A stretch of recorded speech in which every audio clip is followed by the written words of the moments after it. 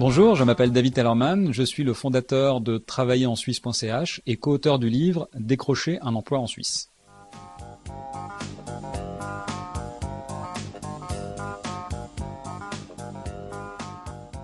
Je crois que la chose la plus importante, c'est déjà de ne pas sous-estimer son réseau. Moi, j'ai pas mal de candidats qui me disent, mais moi, j'ai pas de réseau. Voilà, j'ai pas de réseau, j'en connais pas. Et en fait, c'est pas vrai. Vous avez un réseau beaucoup plus important que vous ne l'imaginez. Déjà dans votre famille, vos amis. Voilà, donc il faut pas sous-estimer ce réseau. Ça, c'est la première chose. La deuxième chose, c'est qu'il faut, à mon avis, en termes de règles, il faut se fixer cette règle. Il faut pas réseauter uniquement lorsqu'on recherche un job. Il faut réseauter tout le temps.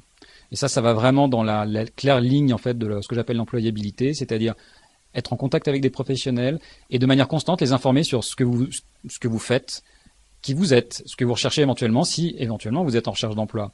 Mais vous pouvez tout simplement aussi faire du réseautage sans chercher un emploi. C'est simplement, vous allez retrouver des personnes, établir des contacts. Il y a beaucoup de business qui se fait dans ces conditions.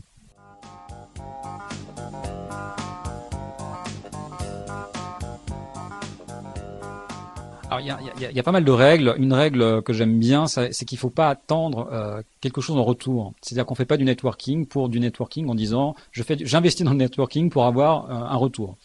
Ça viendra naturellement si vous faites quelque chose correctement. Simplement, vous allez peut-être parfois aider 10 fois une personne. Celle-ci vous aidera peut-être jamais. Et une autre fois, c'est une personne que vous n'avez jamais aidée qui vous aidera. Voilà. Donc il faut rien attendre du networking, hormis le fait de communiquer et de dire quel type de professionnel vous êtes, ce que vous recherchez, et garder des relations d'affaires. Ça, c'est une règle. Une autre règle en fait qu'on pourrait avoir en tête simplement, c'est d'être très clair. Si vous recherchez un job, notamment, c'est d'être très clair dans ce que vous recherchez. Le cas typique, en fait, c'est souvent les personnes disent voilà, moi je suis à la recherche d'un emploi. Mais si vous le dites à personne dans votre entourage, personne pourra venir faire quelque chose pour vous si personne le sait. Voilà. Donc il ne faut pas hésiter à être vraiment à rencontrer votre entourage et dire voilà, je cherche tel et tel type de poste. Malgré tout, en fait, aussi dans une recherche, en termes de networking, dans une recherche d'emploi, il ne faut pas non plus pour autant dire voilà, donnez-moi un job ou je recherche un emploi. Il faut bien que la nuance soit claire. L'objectif n'est pas là, c'est de dire simplement voilà, voilà ma position aujourd'hui, je suis ouvert aux possibilités. Voilà, mais on n'est pas en train de rechercher et de demander un emploi absolument.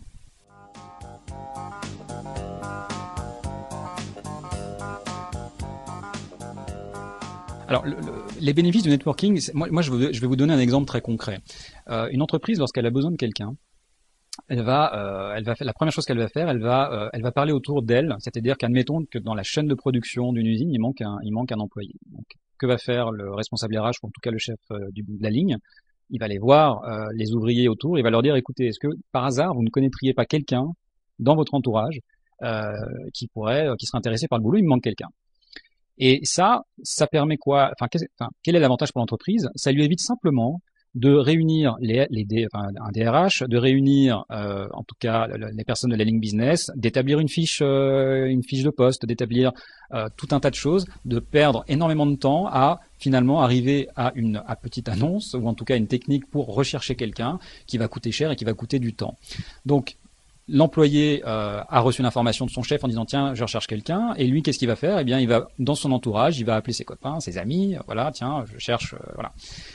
Si lui préalablement on lui aura dit, un de ses amis lui aurait dit écoute moi je suis en recherche et je recherche tel et tel type de poste et voilà ce que je sais faire, eh bien il va pouvoir tout de suite raccrocher les deux personnes avec l'employeur, avec ce candidat. Et ça c'est clairement les techniques de networking et de réseautage qui permettent de le faire. Si vous ne faites pas ça, ça veut dire que vous allez voir toutes les annonces qui sont déjà justement des annonces déjà sur le marché et surtout vues par tout le monde. Alors que là, l'avantage, notamment en termes d'emploi pour le networking, simplement, c'est que l'offre d'emploi elle est visible que par un nombre très réduit de personnes.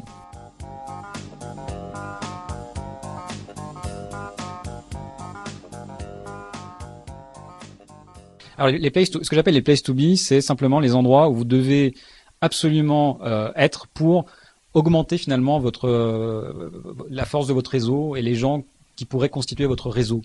Les places to be, par exemple, c'est si vous êtes en tout cas à la recherche, par exemple, d'un emploi, ou si vous simplement vous souhaitez augmenter en tout cas vos connaissances,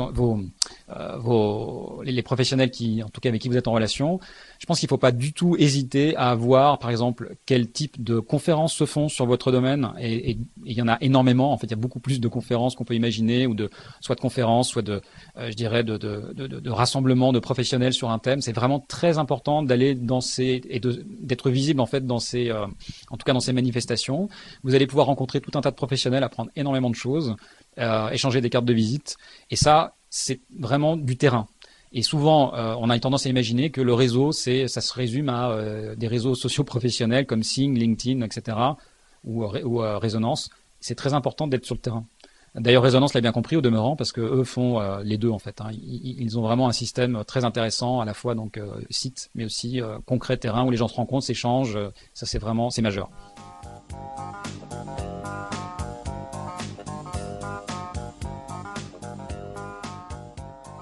Alors, sur le web, notamment sur Xing, Résonance ou LinkedIn, pour ne citer que ceux-là, il faut pas hésiter à bien remplir en fait les jobs qu'on a fait avant. Hein, dire bah voilà, j'ai fait tel et tel job, voilà dans quelle entreprise j'étais, ce que j'y ai fait, en sélectionnant des mots-clés avec précision, parce que ces mots-clés vont être repris dans les moteurs de recherche comme Google et également dans les moteurs de recherche de ces réseaux sociaux. Simplement, un professionnel ou un recruteur qui va rechercher un professionnel de tel et tel domaine, il va taper des mots-clés. Et ces mots-clés-là, si vous les avez vous dans votre profil, ils vont ressortir et vous allez ressortir.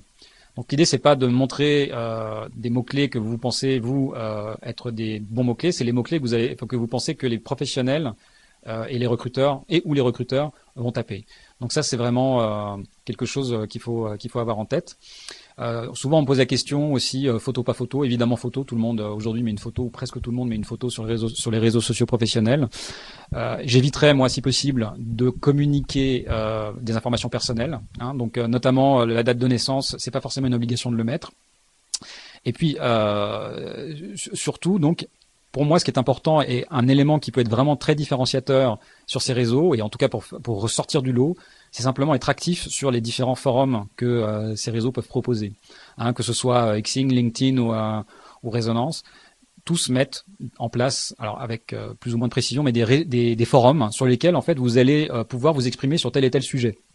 Alors, soit la question vient de vous, soit elle vient d'autres, mais si une question vient d'une autre personne, eh bien, ça peut être aussi pour vous l'occasion de montrer un certain savoir-faire, une certaine expertise.